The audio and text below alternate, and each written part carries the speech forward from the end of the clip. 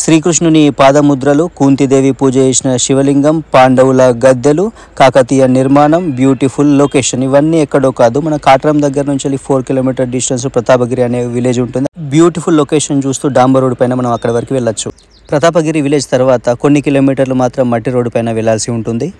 ఆ తర్వాత గుట్టపైకి నడుచుకుంటూ వెళ్ళాలి. వెళ్ళే దారిలో లైన్స్ అలాగే సలాకలు పెట్టి ఉంటాయి. ఆ మార్గంలో మనకు వెళ్లాల్సి ఉంటుంది. 14వ శతాబ్దంలో కాకతీయ రాజైన ప్రతాపరుద్రుడు ముఘల్ సైన్యంతో పోరాటం చేయనీకి ఈ గొంతెమ్మ గుట్టని తన సైనిక స్థావరంగా ఏర్పరచుకొని ఈ గుట్ట చుట్టూరు 1.5 కిలోమీటర్ పొడవుగా పెద్ద పెద్ద రాళ్లతో 3 అంచెల కోటని నిర్మాణం చేసుకున్నాడు.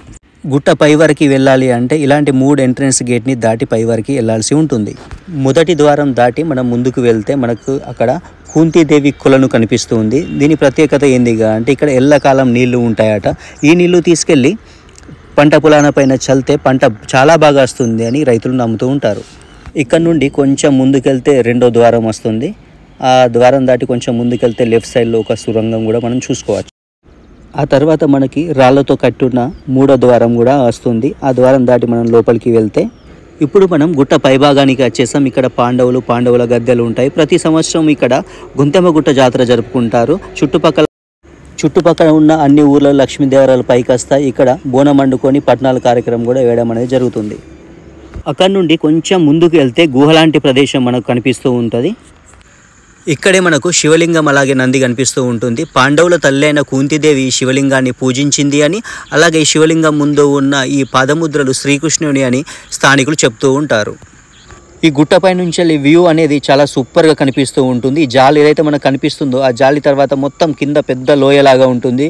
ఒక 5-6 తాడి చెట్ల కింది లోతు మనకి ఇక్కడ నుంచి కనిపిస్తూ ఉంటుంది. బ్యూటిఫుల్ లొకేషన్ మనం ఈ గొంతెమ్మ గుట్ట పైన చూసుకోవచ్చు. ముందు మనకు కనిపిస్తుంది ప్రతాపగిరి గుట్ట. ఇలా ఎప్పుడైనా మీకు టైం ఉంటే ఈ గొంతెమ్మ గుట్ట దగ్గరికి వచ్చి ఈ బ్యూటిఫుల్ ప్లేస్ని మీరు చూసుకోవచ్చు. ప్రతి సంవత్సరం ఇక్కడ జాతర జరుగుతుంది. జాతర టైంలో సింగిల్గా రావచ్చు, కానీ మిగతా టైంలో మాత్రం కొంచెం సింగిల్గా రావడం అంటే కష్టం అవుతుంది. ఈ వీడియో జాతర జరిగే కంటే ఒకరోజు ముందు తీయడం అనేది జరిగింది. ప్రతాపగిరి అనే విలేజ్ దగ్గరికి వస్తే అక్కడ నుంచి స్థానికులు ఎవరైనా మనం పై వరకు తీసుకొస్తారు.